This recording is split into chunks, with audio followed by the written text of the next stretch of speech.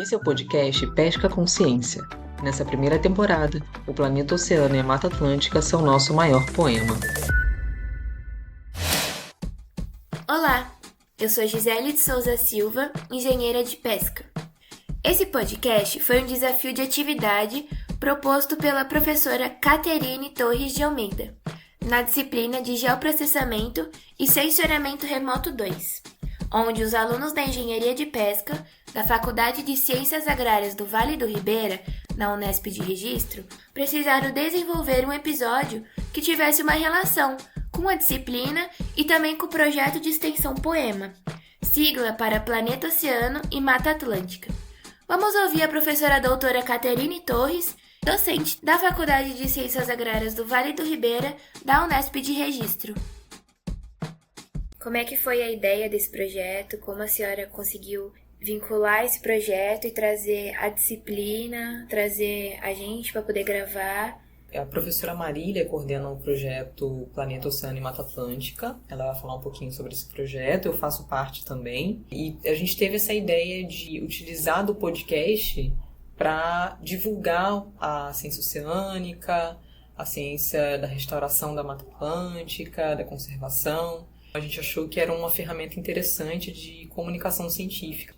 Dentro da disciplina de geoprocessamento e sensoriamento remoto, como a gente está olhando a superfície terrestre com esses sensores e com esses mapas que a gente faz, eu achei que tinha tudo a ver, a gente tentar pensar em como aplicar essas ferramentas nesse mundo que é o oceano e que é a Mata Atlântica, que a gente está envolvido aqui no Vale do Ribeira, que é uma região riquíssima em Mata Atlântica, e a gente observa isso no dia a dia com os nossos olhos, mas a gente pode observar isso também com essa tecnologia que tem à nossa disposição, que são os sensores, as técnicas de SIG. Então, pensar nessa forma de como a gente pode utilizar a tecnologia para pesquisar, para estudar a Mata Atlântica que nos cerca aqui no Vale do Ribeira e também o oceano, e entender melhor esse oceano, entender melhor o que está sendo feito hoje em dia. Antes de tudo, que tal sabermos mais sobre o projeto Poema, que deu início a tudo? Para isso, vamos ouvir a professora doutora Marília Cunha Lignon, que é docente da Unesp de Registro também e coordenadora do projeto Poema. Eu sou a professora Marília Cunha Lignon, sou professora da Unesp, vinculada ao curso de Engenharia de Pesca do campus de Registro e vinculada ao programa de pós-graduação em Biodiversidade de Ambientes Costeiros do campus do Litoral Paulista, em São Vicente. Eu sou coordenadora do projeto de extensão Planeta Oceano. Esse projeto foi criado em 2021, junto com a Década do Oceano, que é uma década que foi definida pela ONU para se pensar a respeito do oceano e da sua importância para o planeta e para a humanidade. É uma década que será de 2021 a 2030. Então, desde então, a gente anualmente desenvolve esse projeto de extensão muito ligado às escolas, é o nosso principal público, mas temos também atuação com produção de material que é divulgado em rede social, temos concursos de fotografia, temos concursos de desenho. Esse ano, por exemplo, vamos ter um concurso de desenho que serão selecionados 12 desenhos com a temática do oceano e da Mata Atlântica, e eu já conto para vocês o porquê que a gente incluiu a Mata Atlântica nesse concurso desse ano.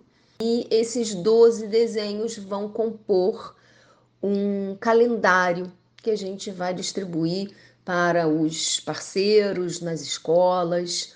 É uma forma de envolver as pessoas e poder ter um registro interessante. Iniciando o edital desse ano, a gente ampliou a abordagem do Planeta Oceano, incluindo a Mata Atlântica. Mata Atlântica e oceano e zona costeira estão muito interligados e a gente envolveu, então, 2 novos docentes da Unesp de Registro. Desde o início, a gente tem Eu como coordenadora e o professor Santiago, que trabalhamos no Projeto Oceano, com alunos e alunas da Engenharia de Pesca e alunas e alunos de pós-graduação também. Então, mas esse ano a gente envolveu 2 novos professores, então, professora Caterine e professor João Vicente, que são do lado da mata, eles trabalham na Mata Atlântica. Então, 2 docentes na mata, 2 docentes no oceano. Com esse envolvimento da Mata Atlântica no Projeto Oceano, a gente criou o poema. Fizemos já muitas exposições em feiras, em dias comemorativos importantes, então o Dia Mundial do Meio Ambiente, a Semana de Conservação dos Manguezais de Cananéia. A nossa atuação é muito na região do Vale do Ribeira e litoral sul de São Paulo, mas com o poema a gente ampliou para o litoral norte de São Paulo também, onde tem uma aluna de pós-graduação que é da região e que o projeto dela localizado nessa área, né, no litoral norte, mais especificamente em São Sebastião. Então essa é a nossa abordagem. Com a entrada da Mata Atlântica, a gente engloba também a década de restauração dos ecossistemas, que abrange esse mesmo período, de 2021 a 2030. Então vamos lá. O sensoriamento remoto é uma tecnologia que envolve a aquisição de informações sobre uma área da superfície terrestre, e isso sem estar em contato físico direto com ela. Essas informações, elas podem ser utilizadas em projetos de geoprocessamento, onde serão visualizadas, processadas e analisadas em softwares de SIG, os sistemas de informações geográficas, podendo ser utilizadas para mapear território. Geoprocessamento, a própria palavra já diz um pouquinho do que significa. O processamento é processar dados, né? Pegar esses dados brutos e tirar informações que têm a ver com contexto, que vão ajudar a entender uma realidade. E o geo da palavra tem a ver com o dado espacial, ou seja, que tem a ver com o onde. Uma frase clássica no geoprocessamento é que se você pode perguntar onde para aquele tipo de informação, então você vai utilizar ferramentas de geoprocessamento e de SIG, que é o Sistema de Informação Geográfica. Então, sempre que tem um lugar envolvido ali, o geoprocessamento vai entrar, ou seja, processamento de dados espaciais, de dados geográficos. E o sensoriamento remoto também tem a ver com o nome. O sensoriamento vem dos sensores. Então, a gente usa esses sensores e eles estão remotos. O que é esse remoto? Eles estão distantes do nosso alvo de interesse. O mais clássico é a gente pensar nos sensores lá no satélite. Embora a gente pode ter em drones, hoje em dia tem vários outros tipos de sensores remotos à nossa disposição. Mas vamos pensar nesses lá no satélite. Eles estão lá fora da Terra, super longe, então está super remoto. Mas mesmo lá, a uma distância enorme, eles conseguem obter informação da gente que está aqui na superfície terrestre, né? De uma floresta, das casas, de um rio, porque eles conseguem registrar a radiação eletromagnética que esses corpos estão refletindo e está chegando até lá, e também que a gente está emitindo. A partir do registro dessa energia que está aqui na Terra, esses sensores conseguem tirar informação. Estamos na década dos oceanos, e como o geoprocessamento e o sensoriamento podem nos ajudar nessa área? Bom, podemos dar vários exemplos de aplicação dessas tecnologias em estudos do oceano, como o monitoramento da qualidade de água, a detecção de derramamentos de óleo, estudos de plataforma de gelo e iceberg e também pesquisas da vida marinha. As geotecnologias também podem ser utilizadas em terra. Vamos saber alguns exemplos. Existem vários tipos de sensores. Cada sensor vai ter uma característica que vai ser boa, né, dependendo do tipo de objetivo do seu estudo. Tem 2 classes de sensores, que são os sensores ativos e os sensores passivos. Os sensores ativos são aqueles que eles vão emitir uma radiação, uma energia em direção ao alvo de interesse, e aí essa energia vai chegar lá até o alvo. Por exemplo, tem os sensores a laser, né? Ele emite um laser, esse laser vai chegar lá na superfície, vai interagir com aquela superfície e aí vai retornar, uma parte desse laser vai ser refletida de volta lá para o sensor. Ele retornando, ele registrando esse retorno, ele consegue calcular algumas coisas. Por exemplo, o tempo que levou para ir e voltar, e aí com isso ele calcula essa distância entre o sensor e o alvo. E aí a gente, a partir disso, calcular, por exemplo, a altura de uma árvore ou a altura de um prédio. A altura da floresta, né, a altura das árvores, é um indicador interessante para a quantidade de carbono que essas árvores conseguem estocar. Então, essa métrica é interessante para eu entender o quanto que as florestas estão armazenando de carbono, por exemplo. Além do sensor ativo, tem também o sensor passivo, que é aquele que utiliza da radiação de uma fonte externa, na maioria das vezes o Sol. Essa radiação vai também interagir com os alvos da superfície, e o que vai ser refletido ou emitido pela superfície é o que o sensor está registrando.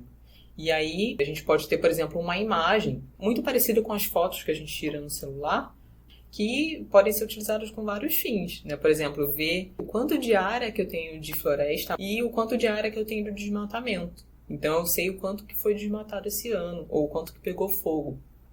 No caso do oceano, né, a gente tem sensores que podem estimar a temperatura da superfície do oceano, que são os sensores termais, é um outro tipo de sensor passivo. Esses sensores passivos podem ser utilizados também para calcular a produtividade primária desses oceanos, que é basicamente o quanto que os organismos ali que são fotossintetizantes estão produzindo, né, estão fazendo fotossíntese. Então, enfim, tem uma gama de aplicações gigantesca que a gente pode ter com o sensoramento remoto e diferentes sensores que podem ser aplicados dependendo do objetivo de estudo. Tudo isso é possível graças a pessoas que no passado desenvolveram sistemas, metodologias e também equipamentos. Uma dessas pessoas foi a geóloga e cartógrafa oceanográfica Mary Tarp. Ela nasceu em 1920 nos Estados Unidos e é reconhecida pelo seu papel fundamental na produção do primeiro mapa global do fundo do oceano, juntamente com Bruce Heising, que coletava os dados em campo e repassava esses dados para Tarp, que processava, organizava e interpretava esses dados. Nesse trabalho de mapear o fundo do oceano, Mary Tarp também surpreendeu a todos quando fez a descoberta da dorsal mesoatlântica, que é uma extensa cordilheira submarina que se estende pelo Oceano Atlântico. Essa descoberta foi um marco na oceanografia, pois evidenciou a teoria da deriva dos continentes e a expansão do assoalho oceânico. Isso contribuiu significativamente para o desenvolvimento da teoria das placas tectônicas.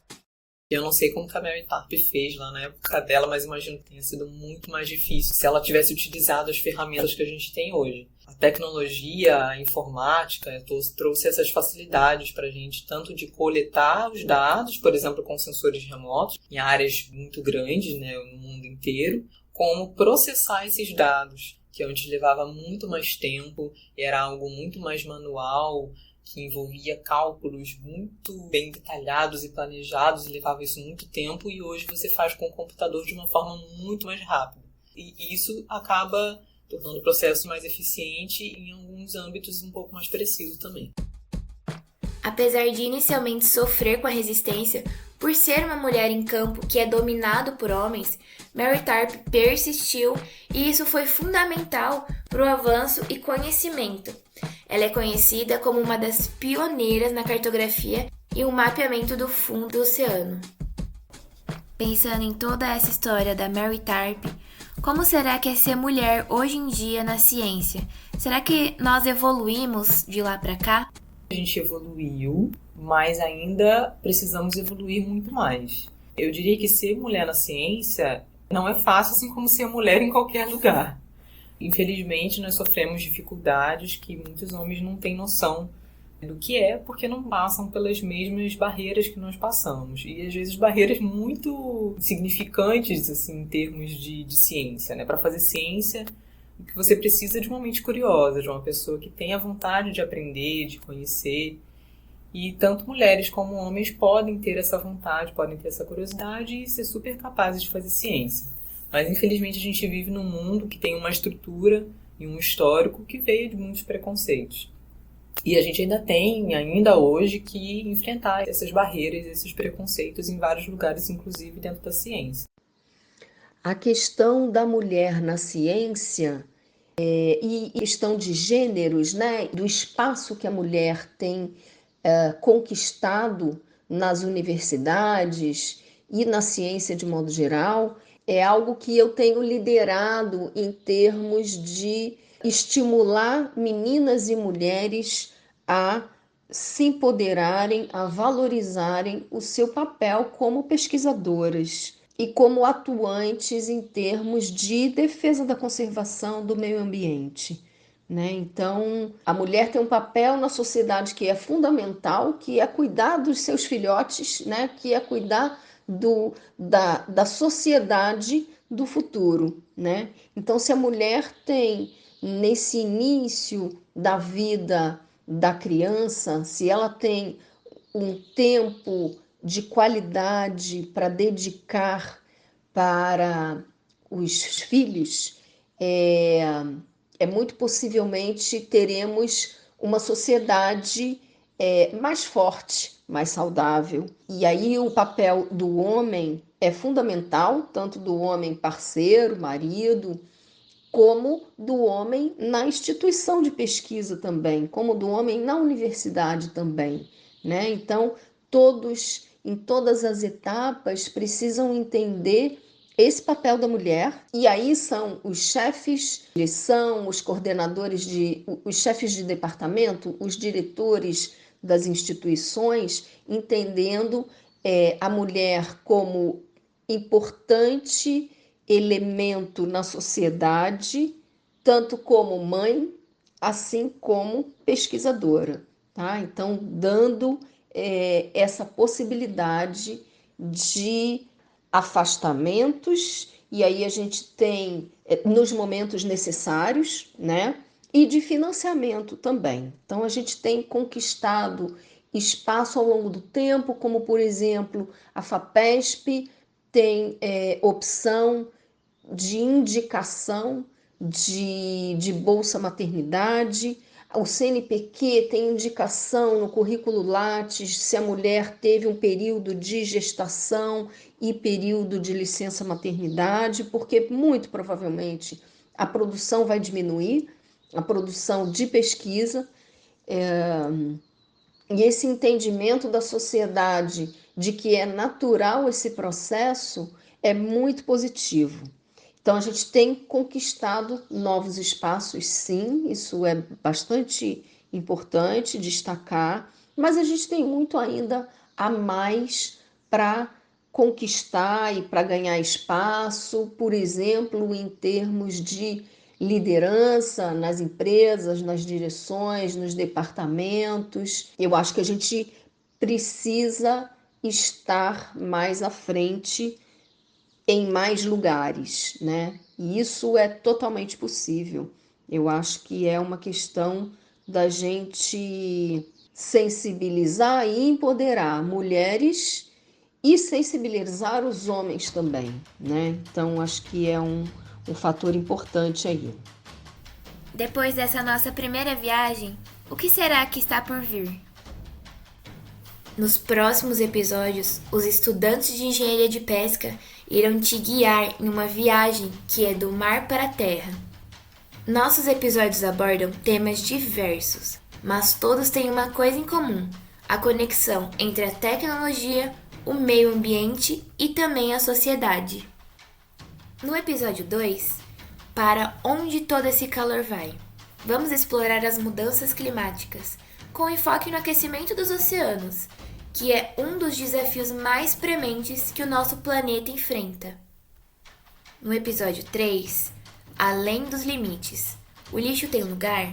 Navegaremos no oceano de questões relacionadas ao lixo no mar. Exploraremos os impactos do plástico e outros resíduos nas nossas águas e as iniciativas que buscam combater essas ameaças que são crescentes. Nosso episódio com o título Conhecendo Territórios e Histórias, viajaremos para a comunidade quilombola da Mata Atlântica. Vamos aprender sobre as suas culturas, seu modo de vida e a importância de preservar essa rica herança histórica e ambiental. No episódio 5, à mesa com Guardiões da Mata Atlântica, Pescado, Segurança Alimentar e Tecnologia, nós sentaremos à mesa com os Guardiões da Mata Atlântica, explorando como a pesca sustentável, a segurança alimentar e a tecnologia se entrelaçam para criar um futuro saudável e equilibrado. E por fim, no episódio 6, Restauração da Mata Atlântica, Corredores Verdes, exploraremos os esforços da restauração da Mata Atlântica, incluindo a criação de corredores ecológicos que conectam a terra e o papel vital desempenhado por essas áreas na conservação da biodiversidade. Junte-se a nós enquanto exploramos as interações complexas entre o meio ambiente e a sociedade e esperamos inspirar ações para o futuro mais sustentável e também consciente.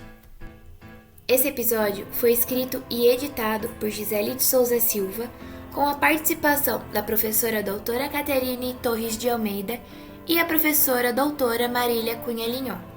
Foi desenvolvido na Universidade Estadual Paulista Júlio de Mesquita Filho, Faculdade de Ciências Agrárias do Vale do Ribeira, Unesp Campus de Registro.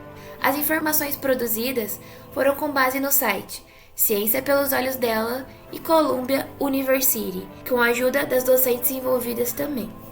Até o próximo episódio!